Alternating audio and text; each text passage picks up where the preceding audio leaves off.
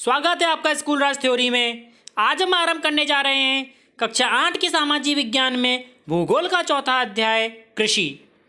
इससे पहले के अध्याय आपने नहीं देखे हैं तो उनकी लिंक आपको डिस्क्रिप्शन में मिल जाएगी या फिर आप जाके प्लेलिस्ट में से भी देख सकते हैं। हमेशा की तरह हम पहले अध्याय को पढ़ेंगे और फिर हम उसके प्रश्न उत्तर करेंगे, तो अंत तक बने रहिए। चलिए स्टार्ट करते हैं। गुरप्रीत, मधु और टीना एक गांव से गुजर रहे थे। वहां उन लोगों ने एक किसान को खेत की जुताई करते हुए देखा। किसान ने उन लोगों से कहा कि वह गेहूं की बुआई कर रहा है, मतलब कि गेहूं लगा रहा है खेत में, और मृदा को अधिक उपजाऊ बनाने के लिए खाद डाला है। उसने बच्चों से कहा कि गेहूं मंडी में अच्छी कीमत पर बिकेगा, जहां से उसे आटे में परिवर्तित करके कारखाने में डबल रोटी और बिस्कुट बनाने के लिए ले जाया जाएगा। डबल रोटी का मतलब ब्रेड, पाव वगैरह जो होते हैं, वो सारी चीज़ें जो बेकरी में यूज़ में आती हैं। पौधों से परिष्कृत उत्पाद, मतलब पौधों से निकले हुए उत्पाद तक के रूपांतरण में 3 प्रकार की आर्थिक क्रियाएं सम्मिलित हैं। मतलब कि पौधों से उत्पाद बनाने तक की जो प्रक्रिया है उसमें 3 प्रकार की क्रियाएं सम्मिलित होती हैं। कौन कौन सी होती हैं? प्राथमिक क्रिया, द्वितीयक क्रिया और तृतीयक क्रिया। प्राथमिक क्रियाओं के अंतर्गत उन सभी क्रियाओं को शामिल किया जाता है जिनका संबंध प्राकृतिक संसाधनों के उत्पादन और निष्कर्षण से है।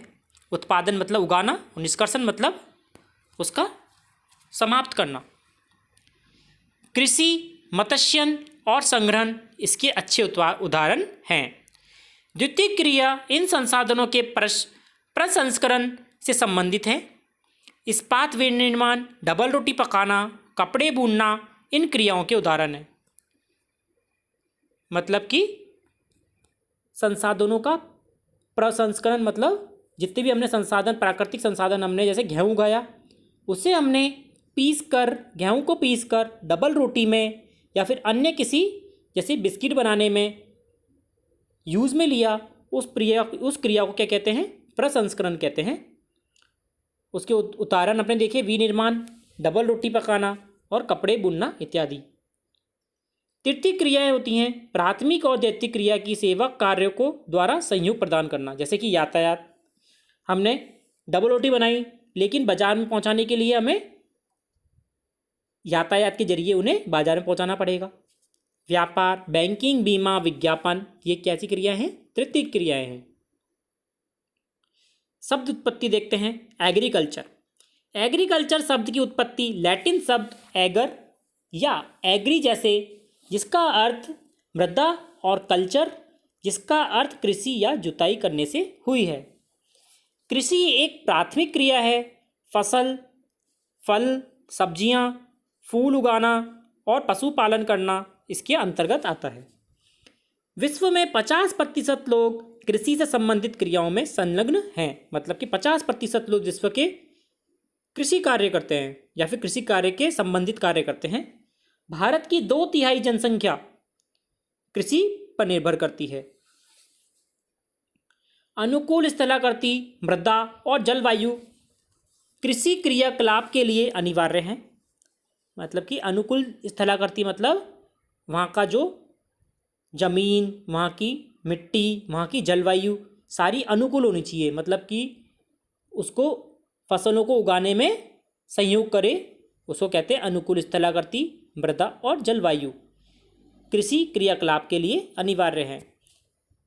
जिस भूमि पर फसलें उगाई जाती हैं कृषिगत भूमि कहलाती हैं, और जिस भूमि पर फसलें उगाई जाती हैं उसे कृषिगत भूमि कहते हैं। आप मानचित्र में देख सकते हैं कि कृषि क्रियाकलाप विश्व में उन्हीं प्रदेशों में से संग्रहित है जहां फसलें उगाने के लिए उपयुक्त कारक विद्यमान हैं। देख सकते हैं हम जो ग्रीन एरिया है, हरा एरिया, जो हरा शेडेड जो आपको दिख रहा है, इसमें हरा हरे जो दिख रहे हैं वह कृषिगत भूमि है। जैसे कि आप भारत के नक्शे में देखिए, कृषिगत भूमि दिख रही है। इसी प्रकार चाइना, ऑस्ट्रेलिया का कुछ भाग, अफ्रीका का कुछ भाग, अमेरिका का कुछ भाग, यूरोप का कुछ भाग कृषि के अंतर्गत आता है। आगे देखते हैं। क्या आप जानते हैं कल्चर कल्चर में हम एग्री, सैरी, पीसी, वीटी या हॉर्टी जोड़ देंगे तो अलग अलग शब्द बनेंगे। जैसे कल्चर में हमने एग्री जोड़ा तो क्या बना, एग्रीकल्चर, मतलब होता है कृषि। मृदा की जुताई, फसलों को उगाना, पशुपालन का विज्ञान एवं कला, इसे खेती भी कहते हैं। फिर हमने कल्चर में जोड़ा सैरी तो क्या बना, सेरीकल्चर, इसका मतलब होता है रेशम उत्पादन, रेशम के कीटों का वाणिज्यिक पालन, मतलब कि बेचने के लिए पालन। यह कृषक की आय में पूरक हो सकता है, मतलब कि अच्छा उत्पादन दे सकता है। हमने कल्चर में जोड़ा पीसी तो क्या बना, पीसी कल्चर, इसका मतलब होता है मत्स्य पालन, विशेष रूप से निर्मित तालाब और पोखर में मत्स्य पालन किया जाता है, मतलब कि खड्डे होते हैं उसे कहते हैं पोखर। फिर कल्चर में जोड़ा हमने वीटी तो क्या बना, वीटी कल्चर, इसका मतलब होता है द्राक्ष कृषि, मतलब कि अंगूरों की खेती। फिर हमने कल्चर में जोड़ा हॉर्टी तो क्या बना, हॉर्टिकल्चर, इसका मतलब होता है उद्यान कृषि, वाणिज्यिक उपयोग के लिए सब्जियां, फूल और फलों को उगाना हॉर्टिकल्चर कहलाता है। आगे देखते हैं कृषि तंत्र। कृषि या खेती को एक तंत्र के रूप में देखा जा सकता है। इसके महत्वपूर्ण निवेश बीज, उर्वरक, मशीनरी और श्रमिक है। निवेश मतलब कृषि में उपयोग में आने वाली चीजें कौन कौन सी हुई, बीज, उर्वरक, मशीन और श्रमिक। श्रमिक जो उसमें काम करते हैं खेतों में, वह मनुष्य, उनको श्रमिक कहते हैं। जुताई, बुआई, सिंचाई, निराई और कटाई इसकी कुछ सक्रिय क्रियाएं हैं। इस तंत्र के निर्गतों के अंतर्गत फसल, ऊन, डेयरी और कुक्कुट उत्पाद आते हैं। चित्र 4.2 में हम कृषिगत भूमि की कृषि पद्धति देख रहे हैं। खेतों की बुआई और छिड़काव हो रहा है। निवेश में कौन कौन सी चीजें आ गई, मशीनरी, बीज और रसायन, और श्रमिक तो है ही। फिर हम 4.3 में भौतिक एवं मानवीय कृषि निवेश देख रहे हैं। मानवीय निवेश है जिसमें क्या क्या, भंडारण, कृषि, मशीनरी, रसायन। और भौतिक निवेश कौन से हो गए, सूर्य प्रकाश, वर्षा, मृदा और ढाल। आगे बढ़, कृषि के प्रकार। विश्व में कृषि विभिन्न तरीकों से की जाती है। भौगोलिक दशाओं, उत्पाद की मांग और श्रम और प्रौद्योगिकी के स्तर के आधार पर कृषि को दो मुख्य प्रकार से वर्गीकृत किया जा सकता है, निर्वाह कृषि और वाणिज्यिक कृषि। निर्वाह कृषि, इस प्रकार की कृषि कृषक परिवार की आवश्यकताओं को पूरा करने के लिए की जाती है। इसका अर्थ यह हुआ कि जो कृषि कर रहा है उसके परिवार की आवश्यकता, जैसे उसको जितना आवश्यक है, जितना गेहूँ उगा रहा है खाने के लिए उगा रहा है, बेचने के लिए नहीं उगा रहा है, जितनी चीज़ें चाहिए उतनी ही उगा रहा है। फिर पारंपरिक रूप से कम उपज प्राप्त करने के लिए निम्न स्तरीय प्रौद्योगिकी और पारिवारिक श्रम का उपयोग किया जाता है।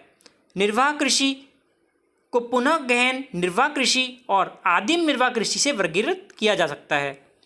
गहन निर्वाह कृषि, गहन निर्वाह कृषि में किसान एक छोटे भूखंड पर साधारण औजार और अधिक श्रम से खेती करता है और अधिक धूप वाले दिनों में से युक्त जलवायु और उर्वर मृदा वाले खेत में एक वर्ष में एक से अधिक फसल उगाई जा सकती है।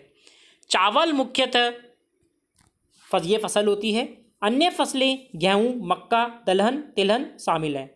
गहन निर्वाह कृषि दक्षिणी पूर्वी व पूर्वी एशिया में सघन जनसंख्या वाले मानसूनी प्रदेश में प्रचलित है। फिर आती है आदिम निर्वाह कृषि। आदिम निर्वाह कृषि में स्थानांतरित कृषि व जलवासी पशुचारण शामिल है। स्थानांतरित कृषि अमेजन बेसिन के सघन वनों में क्षेत्र, उष्णकटिबंधीय अफ्रीका व दक्षिण पूर्वी एशिया और उत्तरी पूर्वी भारत के कुछ भागों में प्रचलित है। यह भारी वर्षा और वनस्पति के तीव्र पुनर्जनन वाले क्षेत्रों में होती है।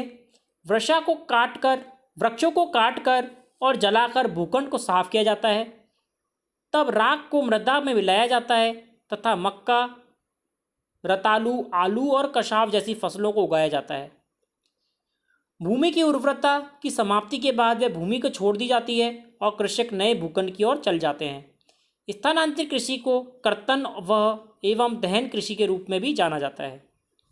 जलवासी पशुचारण, जलवासी पशुचारण सहारा के अर्ध शुष्क और शुष्क प्रदेशों में, मध्य एशिया और भारत के कुछ भाग जैसे राजस्थान और जम्मू कश्मीर में प्रचलित है। इस प्रकार की कृषि में पशुचारक अपने पशुओं के साथ चारे और पानी के लिए एक स्थान से दूसरे स्थान पर निश्चित मार्गों से घूमते हैं और इस प्रकार की गतिविधि जलवायविक बाधाओं एवं भूभाग की प्रतिक्रिया स्वरूप उत्पन्न होती है। पशुचारक मुख्यतः भेड़, ऊंट, मवेशी, याक और बकरियां पालते हैं। यह पशुचारक और उनके परिवारों के लिए दूध, मांस, ऊन और खाल और अन्य उत्पाद उपलब्ध कराते हैं। फिर आती है वाणिज्यिक कृषि। वाणिज्यिक कृषि में फसल उत्पादन और पशुपालन बाजार में विक्रय हेतु किया जाता है। इसमें विस्तृत कृषि क्षेत्र और अधिक पूंजी का उपयोग में किया जाता है। अधिकांश कार्य मशीनों द्वारा किया जाता है। वाणिज्यिक कृषि में वाणिज्यिक अनाज कृषि, मिश्रित कृषि और रोपण कृषि शामिल है। वाणिज्यिक अनाज कृषि। वाणिज्यिक अनाज कृषि में फसलें वाणिज्यिक उद्देश्य से उगाई जाती है। गेहूँ और मक्का सामान्य रूप से उगाई जाने वाली फसलें हैं। उत्तरी अमेरिका, यूरोप, एशिया के शीतोष्ण घास वाले मैदान वाणिज्यिक अनाज कृषि के लिए मुख्य क्षेत्र हैं। यह क्षेत्र सैकड़ों हेक्टेरों के बड़े फार्मों से युक्त विरल आबादी वाले हैं। अत्यंत ठंड वर्षण काल को बाधित करती है और केवल एक ही फसल उगाई जा सकती है। मिश्रित कृषि। मिश्रित कृषि में भूमि का उपयोग भोजन व चारे की फसल उगाने और पशुपालन के लिए किया जाता है। यह यूरोप, पूर्वी संयुक्त अमेरिका, अर्जेंटीना, दक्षिणी पूर्वी ऑस्ट्रेलिया, न्यूजीलैंड और दक्षिण अफ्रीका में प्रचलित है। चित्र 4.5 में हम गन्ने का रोपण कृषि देख सकते हैं। चित्र 4.6 में केले की रोपण कृषि देख सकते हैं। रोपण कृषि क्या है? रोपण कृषि वाणिज्यिक कृषि का एक प्रकार है जहाँ चाय, कहवा, काजू, रबड़, केला अथवा कपास की एक फसल उगाई जाती है। इसमें बृहद पैमाने पर श्रम और पूंजी की आवश्यकता होती है। उत्पाद का प्रसंस्करण खेतों पर ही या निकट के कारखानों में किया जाता है। इस प्रकार इस कृषि में परिवहन जाल के विकास की अनिवार्यता होती है। मतलब कि परिवहन जो ले जाने करने के लिए जो वाहन चाहिए होते हैं उसकी आवश्यकता होती है। रोपण कृषि के मुख्य क्षेत्र विश्व में उष्णकटिबंधीय प्रदेशों में पाए जाते हैं। मलेशिया में रबड़, ब्राज़ील में कहवा, भारत और श्रीलंका में चाय इसके कुछ उदाहरण हैं। मुख्य फसलें। बढ़ती हुई जनसंख्या की आवश्यकताओं को पूरा करने के लिए विविध प्रकार की फसलें उगाई जाती हैं। फसलें कृषि आधारित उद्योगों के लिए भी कच्चे माल की आपूर्ति करती है। गेहूँ, चावल, मक्का और बाजरा मुख्यतः खाद्य फसलें हैं। जूट और कपास रेशेदार फसलें हैं। चाय और कहवा मुख्य पेय फसलें हैं। चावल की कृषि हम चित्र 4.7 में देख सकते हैं। चावल यह विश्व की मुख्य खाद्य फसल है। यह उष्ण कटिबंधीय और उपोष्ण कटिबंधीय प्रदेशों में मुख्य आहार है। चावल के लिए उच्च तापमान, अधिक आर्द्रता और वर्षा की आवश्यकता होती है। यह फसल चिका युक्त जलोढ़ मृदा जिसमें जल रोकने की क्षमता हो में सर्वोत्तम ढंग से बढ़ती है। चीन चावल उत्पादन में अग्रणी है। इसके बाद भारत, जापान, श्रीलंका और मिस्र हैं। अनुकूल जलवायविक दशाओं जैसे पश्चिमी बंगाल, बांग्लादेश में एक वर्ष में 2 या 3 फसलें उगाई जाती हैं। गेहूँ चित्र 4.8 में हम गेहूँ की फसलें देख सकते हैं। गेहूँ के वर्धन काल में मध्यम तापमान और वर्षा और शस्य कर्तन फसल की कटाई के समय तेज धूप की आवश्यकता होती है। इसका विकास अपवाहित दोमट मृदा में सर्वोत्तम ढंग से हो पाता है। गेहूँ संयुक्त राज्य अमेरिका, कनाडा, अर्जेंटीना, रूस, यूक्रेन, ऑस्ट्रेलिया और भारत में विस्तृत रूप से उगाई जाती है। भारत में ये शीत ऋतु में उगाया जाता है। फिर आता है मिलेट। ये मोटे अनाज के रूप में जाने जाते हैं और कम उपजाऊ और बलुई मृदा में उगाए जा सकते हैं। ये ऐसी फसल होती है जिसमें कम वर्षा और उच्च से मध्यम तापमान और पर्याप्त सूर्य प्रकाश की आवश्यकता होती है। ज्वार, बाजरा, रागी, भारत में उगाए जाते हैं। नाइजीरिया, चीन और नाइजर इसके अन्य उत्पादक देश हैं। चित्र 4.9 में बाजरे की कृषि देख सकते हैं। अगला है मक्का। इसके लिए मध्यम तापमान, वर्षा और अधिक धूप की आवश्यकता होती है। इसे अपवाहित उपजाऊ मृदा की आवश्यकता होती है। मक्का उत्तरी अमेरिका, ब्राज़ील, चीन, रूस, कनाडा, भारत और मैक्सिको में उगाए जाते हैं। चित्र 4.10 में हम मक्का की कृषि देख सकते हैं। क्या आप जानते हैं मक्का को कौन के नाम से भी जाना जाता है? विश्व में इसकी विभिन्न रंग बिरंगी प्रजातियां पाई जाती हैं। फिर आता है कपास। इसकी वृद्धि के लिए उच्च तापमान, हल्की बारिश, 200 से 210 पाला रहित दिन और तेज चमकीली धूप की आवश्यकता होती है। यह काली जलोढ़ मृदा में सर्वोत्तम उगती है। चीन, संयुक्त राज्य अमेरिका, भारत, पाकिस्तान, ब्राज़ील और मिस्र कपास के अग्रणी उत्पादक हैं। यह सूती वस्त्र उद्योग के लिए एक महत्वपूर्ण कच्चा माल है। फिर आता है पटसन। इसको सुनहरा रेशा के रूप में भी जाना जाता है। यह जलोढ़ मृदा में अच्छे ढंग से विकसित होता है। इसे उच्च तापमान, भारी वर्षा और आर्द्र जलवायु की आवश्यकता होती है। यह फसल उष्णकटिबंधीय क्षेत्र में उगाई जाती है। भारत और बांग्लादेश पटसन के अग्रणी उत्पादक हैं। कॉफ़ी। इसके लिए गर्म और आर्द्र जलवायु और सुअपवहित दामोट मृदा की आवश्यकता होती है। इस फसल की वृद्धि के लिए पर्वतीय ढाल अधिक उपयुक्त होते हैं। ब्राज़ील कॉफ़ी का अग्रणी उत्पादक है। इसके पश्चात कोलंबिया और भारत हैं। चित्र 4.12 में हम कॉफ़ी की कृषि देख सकते हैं। रोचक तथ्य। कॉफ़ी के पौधे की खोज किसने की? कॉफ़ी की खोज के विषय में विभिन्न कहानियाँ प्रचलित हैं। लगभग 850 ईस्वी में कालदी नाम का एक अरबवासी जो बकरी चराने वाला था, अपनी बकरियों की अनोखी उछल कूद और हरकतों को देखकर परेशान था। एक दिन उसने इस सदाहरित पौधे की फलियों को चखकर देखा, जिन्हें उसकी बकरियां प्रतिदिन खाया करती थी। उसने आनंद के भाव का अनुभव करने के बाद अपनी खोज के विषय में संसार को बताया। चाय बागानों में उगाई जाने वाली एक पेय फसल है।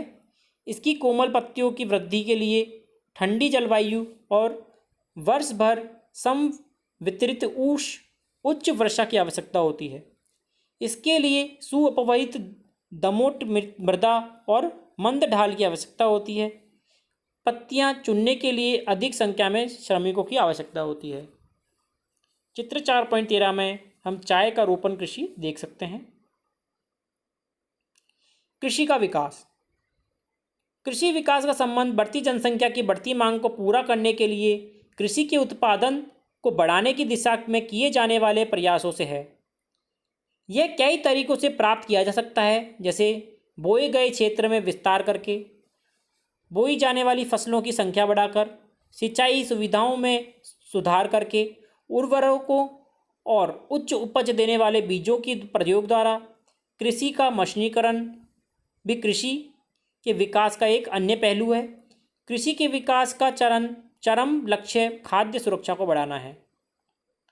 कृषि का विकास विश्व के विभिन्न भागों में विभिन्न गतियों से हुआ है।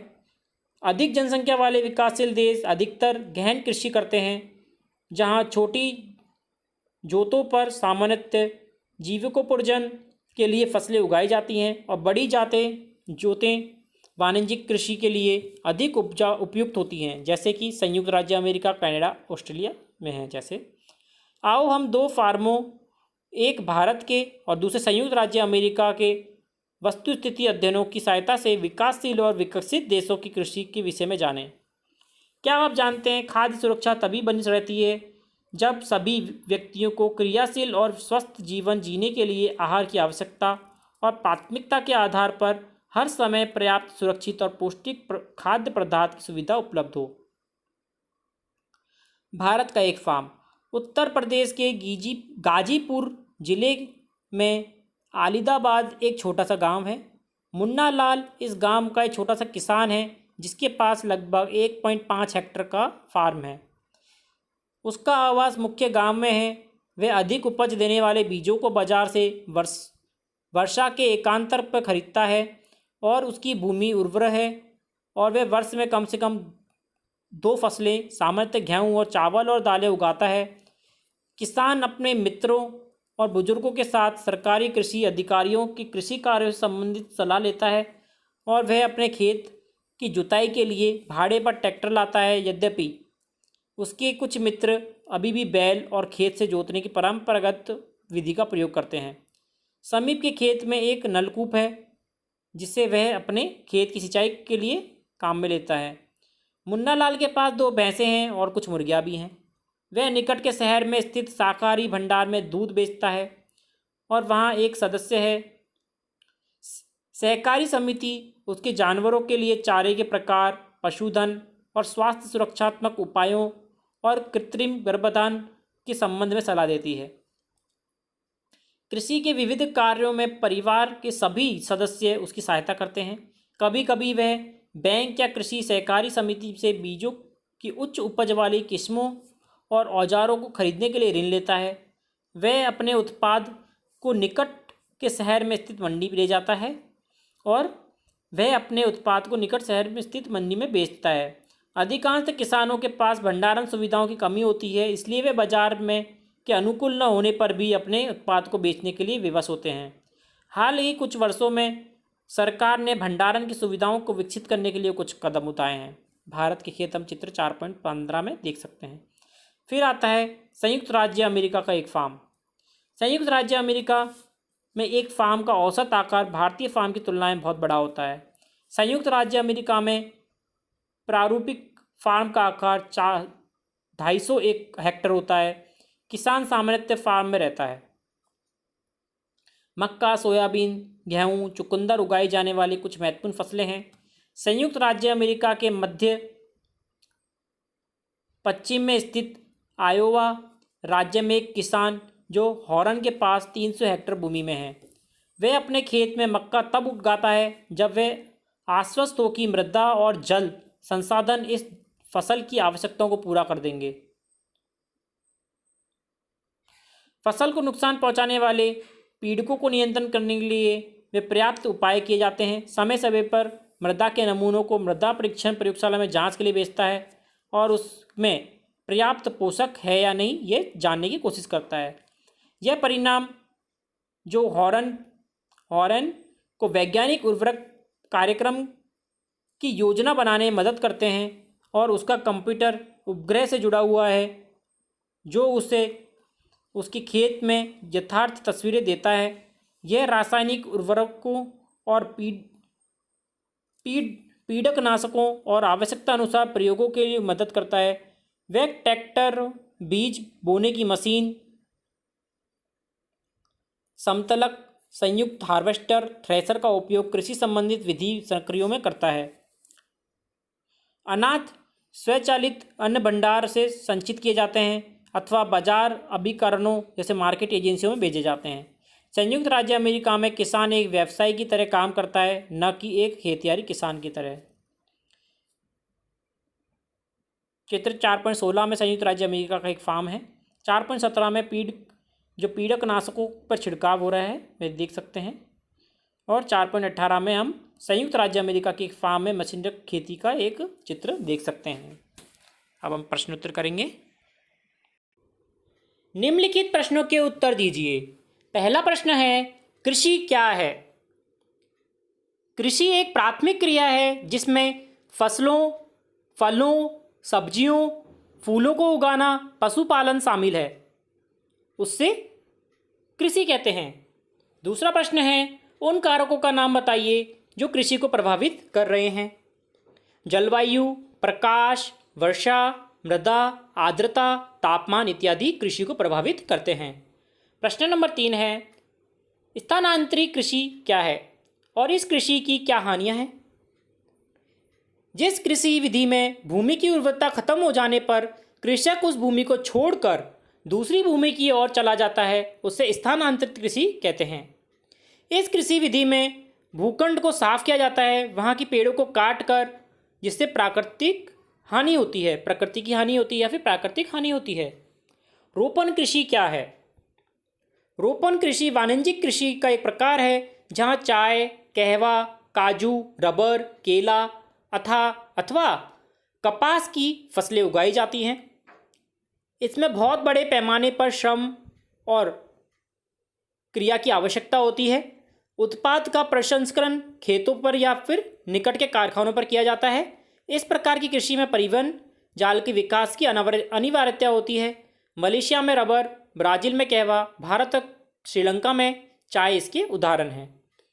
प्रश्न नंबर 5 है, सरकार किसानों को कृषि के विकास में किस प्रकार मदद करती है? किसानों को अच्छी नस्ल के बीज कम दरों पर देना, बेहतर सिंचाई सुविधाएं देना, अच्छे उर्वरक प्रदान करना, कृषि के लिए नई नई मशीनें सस्ते दामों पर किसानों को उपलब्ध कराना, सस्ती बिजली देना इत्यादि। सही उत्तर चिन्हित कीजिए। उद्यान कृषि का अर्थ है फसल व सब्जियां उगाना। आंसर हो जाएगा ग, फसल व सब्जियां उगाना।